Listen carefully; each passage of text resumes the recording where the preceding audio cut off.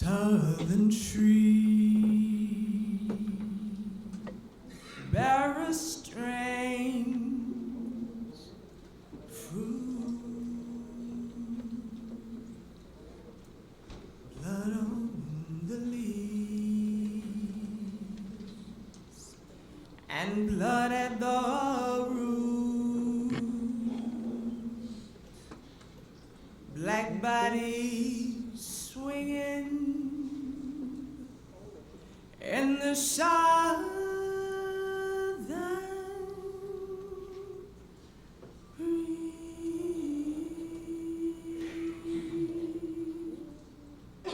Strange fruit hanging from the poplar tree.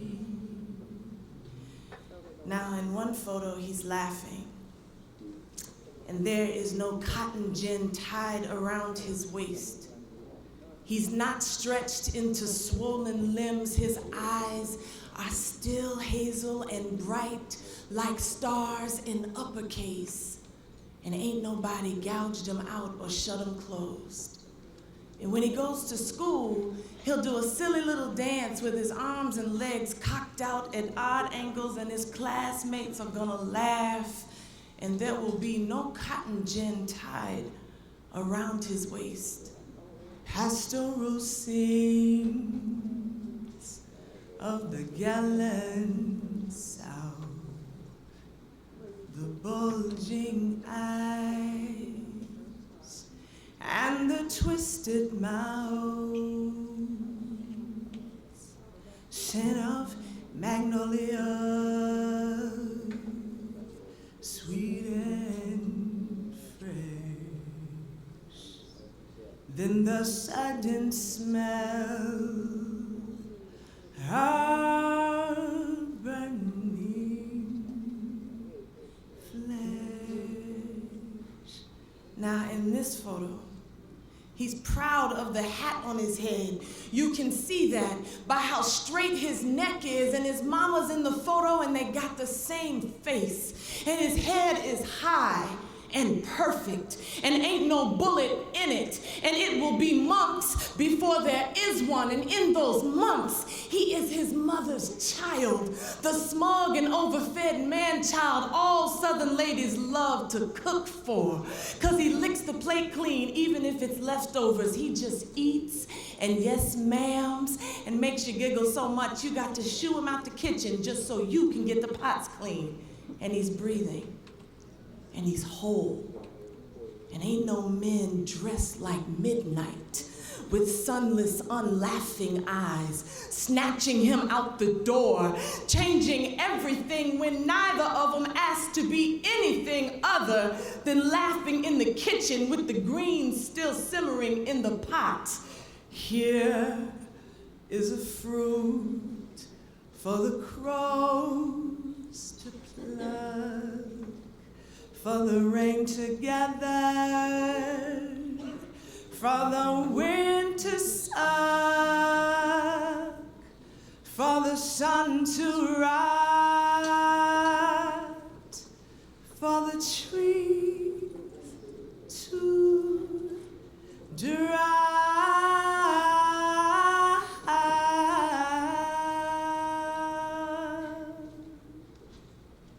Here is a strange and bitter crowd. This last photo is a Holocaust. The one that history concretized into the nighttime musings of black children who hopscotched above and below Bible Belt, who saw a tattered, otherworldly version of the 14-year-old Emmett, head poised strangely above a sharp black suit on the cover of Jet magazine. There were no eyes smiling Mischievous, man-child, wonderful, cornbread and buttermilk, slicking, fast-talking, looking like his mama, straight-necked full of tomorrow's boy, staring back into the camera. What was there was not there at all. What was there swallowed the world. My mama was 8 years old when they painted Emmett's fractured image on the cover of a Negro magazine. 8 years old, pigtails, pinafores, pleats, and a heap of pretty girl possibilities. And I know my grandmother set that book down with intention on the coffee table, knowing our baby girl would see it and then know what should not be known, but what must be known. This is what the South will do with an adolescent mistake. When a fast-talking, finger-snapping Negro from up north bragged about big city white girl honeys with rosy lips and no Jim Crow, it is an image I shoved at my 14-year-old son, frenetic in my attempt to tell him that this is Black history. I need him to know that if he's not careful, if he's not brave, if he's not the sum total of all our unlit courage, if he relegates these stories to cliff notes, he bleeds out and dies in the epilogue. I need you to know, Salim, that my arms are never going to be wide enough to cover sins like these. That your head held so high is still a cautionary tale.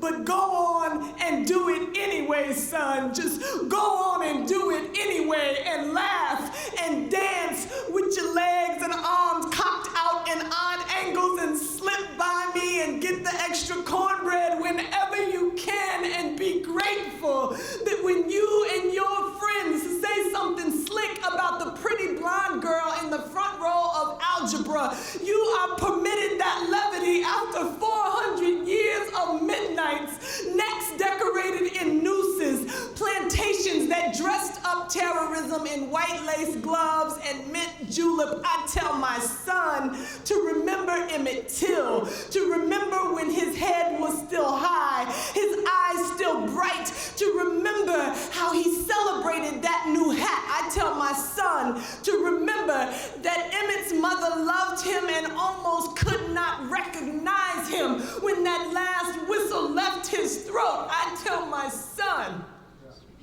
that I will be his mother all the days of my life, that I will celebrate his brown boy buoyancy. And while I do not know what tomorrow holds, I know that he will never be strange fruit, will never be broken open, will never be strung up, will never be hog-tied, will never have his face so like my own, crushed, hatcheted, or mangled. I tell my son, in the memory of Trayvon Martin, I tell my son to remember Emmett Till,